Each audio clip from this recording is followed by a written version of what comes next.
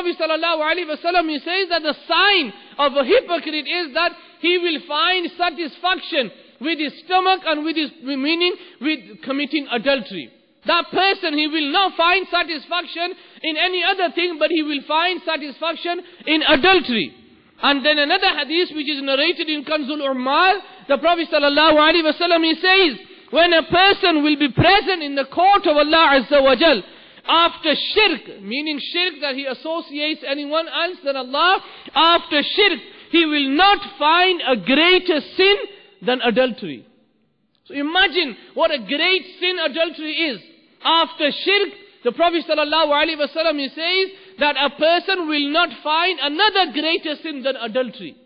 In a Shu'bul Iman, another hadith of the Prophet ﷺ, the Prophet ﷺ, he is giving nasihat, he is giving nasihat to the Muslims, all of us.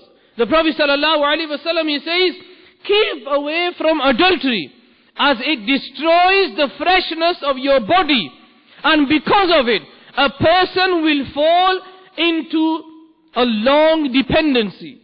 And on the day of judgment, Allah Azza wa Jal will be angry with him. His accounts will be taken strictly, and he will burn in the fire of hell. So a person who commits adultery, the freshness of his body will be taken away. And just imagine there's a few other hadiths of the Prophet ﷺ. The mafhum is that a person who doesn't offer his salah, the nur, the light of his face is taken away. So someone who commits adultery, that person, he will not have the nur, the light on his face, and that person, the freshness of his body will be taken away, and then he will find Allah angry on the day of judgment. And imagine, my dear Islamic brothers, we commit sins day and day out.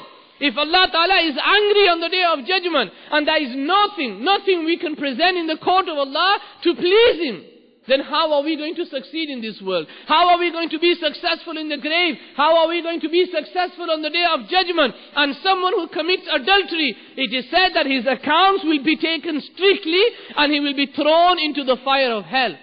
And today, you find so many people, and people who do these kind of sins. And when they talk amongst their friends, they're talking as if they've done something good. They've done something which no one else has done, and they're pleased about that as well. My dear Islamic brothers, we've got to save ourselves. If we have friends who are taking us away from the masjid, if we have friends or a friend circle where we only talk about girls, we only talk about drugs, we only talk about smoking, then there is most likely the chances that that person, he will be involved in these kind of cases. Even at this moment in time, as I am speaking, there is a case where there are 11 young lads, Muslim, who have been accused of drugs and rape. And this is so common. Every day my dear Islam brothers, if you look at the newspapers, the stories are full of people like that. What is happening to us? Where are we going?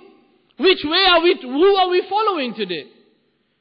Listen to this hadith of the Prophet sallallahu alaihi wasallam. The Prophet sallallahu alaihi wasallam, he says, in hell there will be coffins made of fire, and some people will be locked inside them. When they want some rest, the coffins will be opened, and when their sparks, meaning the sparks of fire, they come out of these coffins, the people who are burning in the fire of hell, they will say to Allah Azza wa Jal, Ya Allah Azza wa Jal, curse these people, because they are those who used to take over the private parts of women in the haram way. Even the people who are burning in the fire of hell, they will find so much pain because of these people. And my dear Islamic brothers, we must try to save all these brothers. Don't look at the sin they are committing. They are Muslims end of the day. We are the ones who need to save them. And there are so many things happening. Even everything starts from our own house. Look at the way we are bringing up our children. If your son or daughter, you put her or you put him in front of the television and he's always watching TV, watching films and dramas, then all that he's going to absorb all that. And when he sees non-mahram women on the screen, and we know, I don't need to talk about that. What we see on the screens, what people see on the screens today. We don't need to go into that detail. But my dear Islamic brothers, that is where things start going wrong. That young boy who is 5, 6, he doesn't know what he's watching. He doesn't know what is happening. But then when he grows up in that house, and when he realizes what is bad and what is good, then sometimes it's too late.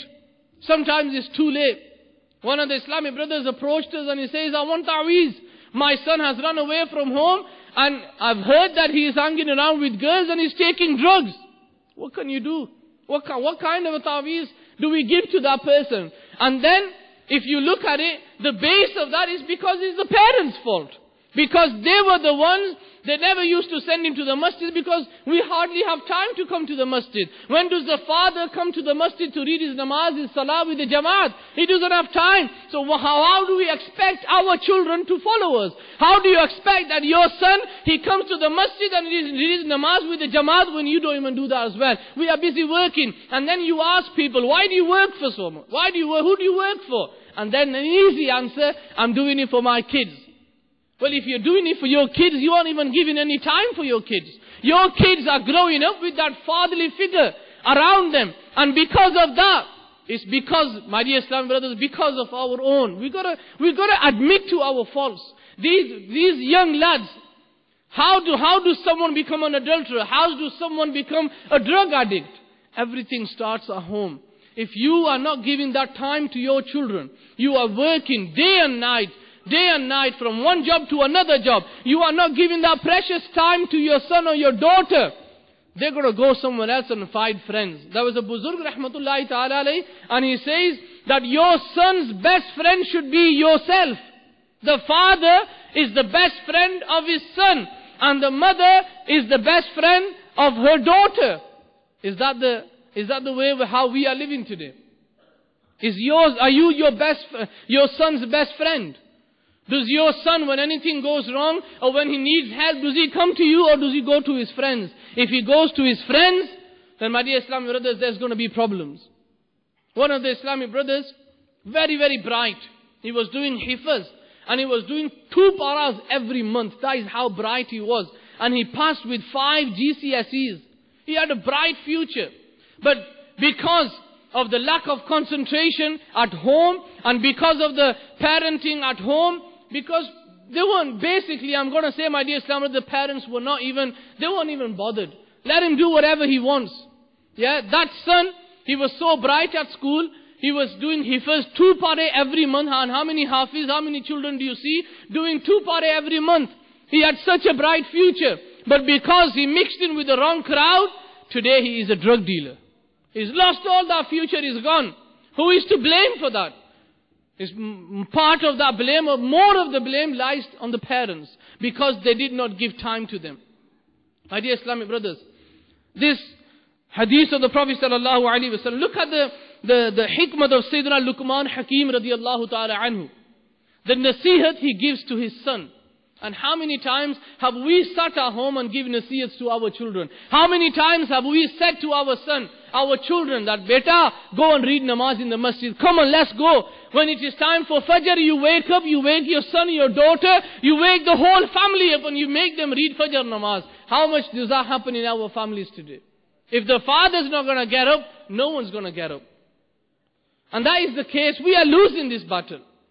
And then, my dear Islamic brothers, when someone talks about that, we say, oh no, everything is okay. Why? Because we are not looking at what is happening out there. Go out and see the real world. What is happening? You see 12-year-olds becoming drug addicts. You see 13-year-old girls. Yes, 13-year-old girls becoming drug dealers. Everything is out there. We need to, my dear Islamic brothers, go out into the real world and see what people are doing today. To see what these young lads, these young boys are up to today.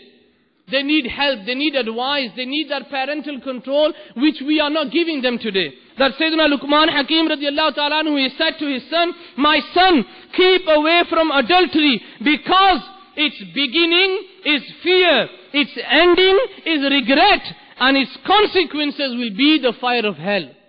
Someone who commits adultery, what does he get out of that? Yeah, what does he get out? First of all, he's going to feel, he's going to have that regret. Why did I commit that sin? But it's over. You've committed that sin. But Allah Ta'ala is merciful. Allah Azza wa Jalla